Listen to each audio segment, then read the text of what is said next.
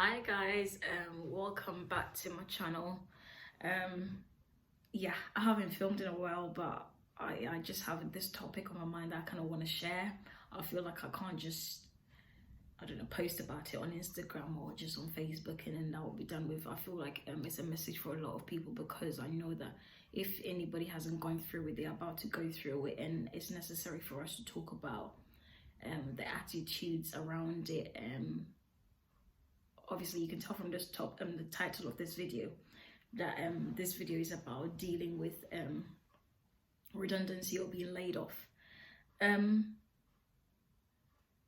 pretty sure I've done a video about maintaining your composure. If I haven't done it, then this will probably encompass it, or this will probably address it in some respect. I was speaking to somebody earlier and she'll probably be like, you're talking about me, but it's just reminded me of something that I went through a while ago, and that was redundancy or being laid off. Okay, I had a job that I was functioning very well. I was very faithful with the job.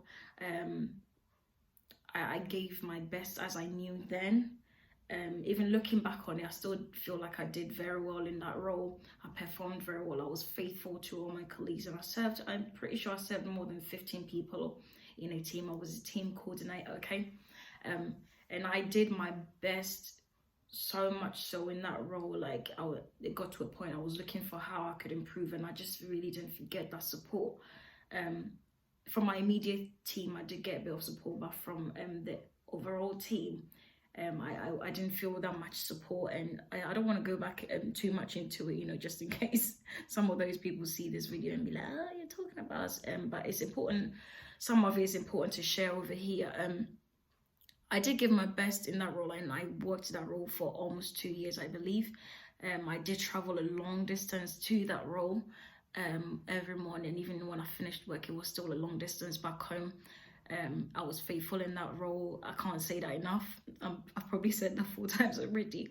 I was forthcoming. I was proactive. I was always looking for ideas to improve on my role and how best I can contribute to the team's effort and the team's output, really. And I was surprised when eventually I was laid off, and I know that there's some of the issues were financial. Some of it were like, I don't know, I think it's all back to finances, really. They just couldn't really sustain what was going on with the team because of I don't want to mention something as I don't know, I don't want to say it was embezzlement, but yeah, something happened, okay? And basically they had to lay people off because they literally just could not sustain the number of people that they had employed at the time. And I was, for the first time, faced with the some level of betrayal by my workplace that I did not know could exist. I felt betrayal in life before, don't get me wrong. I felt betrayal, but mostly in relationships with guys disappointing, and yeah. But let's not go into that one. But one thing I realized that your workplace could also betray you, and when that happens, it's about you identifying what has happened, informing yourself, or teaching yourself what the right attitude is in that moment, and leaving on a peaceful note. Yeah, sometimes you have to argue, yeah, or try and reason out with somebody, and sometimes it doesn't go down well because of the person who's interacting with you. But that being said, it's not bad faith, or it's not a bad thing to be like, listen, I didn't agree with how this thing worked out. It's okay to say that and be honest about your feelings. Obviously be respectful and try and be respectful. Yeah, like I said, be respectful in how you deal with it. It may not come off as respectful enough for the other person, but it's important to leave peacefully and let the person know that it's no hard feelings here, but I'm just telling you this is wrong, innit? Yeah, but that's a whole nother point. But generally, it's what I'm trying to get at here is about how you leave and how you process the betrayal, or what you call betrayal, okay? And seeing God in all of it, how you maintain your composure after you leave that role, and also how you move on and what kind of game plan you have in place to move on from that role. And this is something I literally had to learn the hard way, because I've never had anyone tell me, oh, it's possible to lose a job. Because our parents' generation is like, they just think you get a job, you work the job for like 20 years, 30 years, and yeah, basically keep the job for life, okay? But in this generation, it's difficult to keep a job for even up to 5 years. There's always restructure. There's always like progression. The job is always moving. Some jobs is like, they collapse, sadly, okay? And sometimes people just have to move on, or they can't afford to keep you all on. And yeah, sometimes they have to make such hard decisions. I've come to realize that most of the time these decisions are not personal. From some of the stories that I've shared, I've heard from some of my friends, and when it first happened to me, I was like, "Rah, this is personal." Would you know what I mean? Like, I'm getting aggy over here, like, yeah. But I've learned since then that it's all about, when something like that happens, is for you to recognize the moment, what's happened, and even try and interpret it the way God would have it, you interpret it, especially if you're a Christian.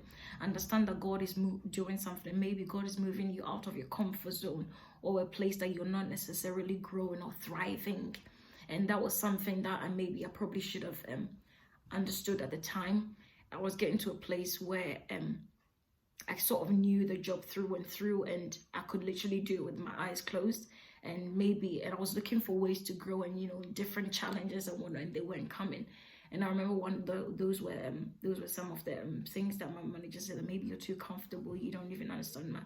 But yeah, that's a whole nother thing, and I don't want to go into it, just in case she comes across this video one day. But if you're in a situation where you have lost a job, you've been made redundant, something has happened and your job has had to let you go, okay? Don't attack people. If you need to argue your point and just let them know that how they went about it is wrong, I believe that's a fair way to say.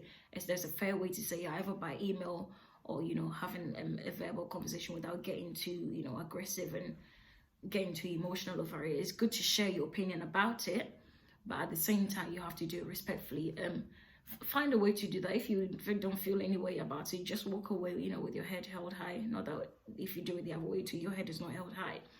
Find a way to walk away from the situation and understand that you're moving on to the next best thing in your life, and make sure that whatever you go on to become something that's good for you, something that will help you grow and develop professionally and in your career, and in character as well.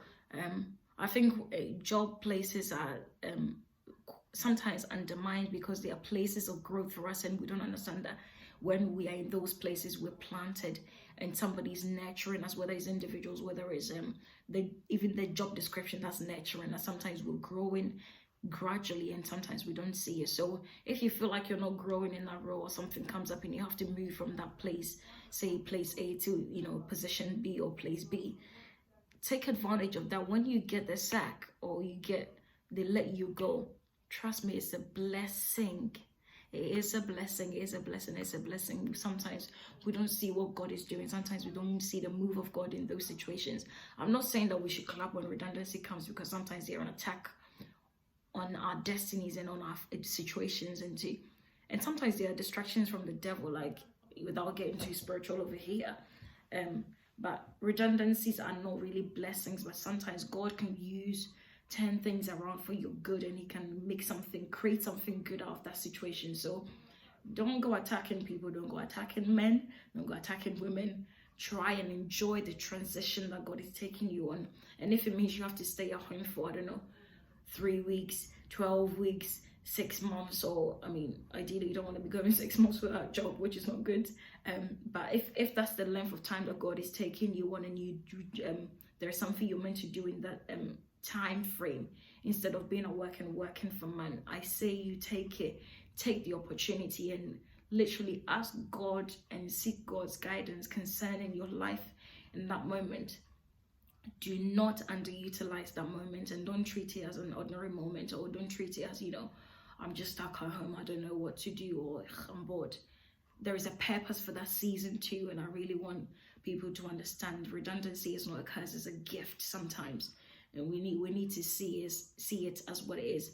It's a moment of growth for people. It's a moment of recollection and retreat into maybe prayer or whatever. It's a moment of guidance for you, I don't know, from the Holy Spirit, from God. Like, it's a moment for you to, you know, reflect and do some, I don't know, reflect and just think about some things properly, and even think about your next step, so that you don't go and waste your time serving another person and working in an industry where you have no business working at because you need a job. Okay, my thing right now is to not do a job that God has not told me to do. My thing is to not waste my time being in a space or place that God has not told me to be. And if I happen to be in those places, God should help me to be faithful and to serve well, and He should move me on quickly, okay, to the thing that He has actually purposed for me to do. So some of you might find this video inspirational, spiritual, whatever, motivational. I really hope, though, that the message lands that redundancy can be a gift, and it's not always a curse, and we need to, you know, maintain our composure and maintain our attitudes. And I want to say, I don't know, just compose ourselves and show ourselves, respect ourselves in the process, okay, so that we can come out of it like refined and even better than who we were. And hopefully that time that you take away from work will prepare you for the next thing that you're meant to be doing, and whatever training that you need, professionally, or even what kind of recollection that you need to do and building up that you need to do, you can do that in that time frame when you're away from that your previous job, and you can take this you know, that season of unemployment, and you can move on to your next fully equipped and fully knowing exactly how you can contribute to another person's business, or to contribute to your life, or to contribute to the world. So without saying too much, I hope this went well, and I hope it landed well with you, and some of you can it resonated with you as well. I hope that it blesses someone as usual. And yeah, like I said, if you've got any comments, I don't know if I said that before, but if I did not say that, I'm saying this now. If you have any comments, or if you have any questions about what I've posted or in any of my other videos, please leave a comment. I'm happy to get back to you on anything. Literally, if I don't have the wisdom, I'll let you know, and I'll direct you to the right videos or to the right people. But yeah, as always, stay in touch, stay connected, stay prayerful, and I'll see you in the next one as usual. So see you guys later. Bye, people.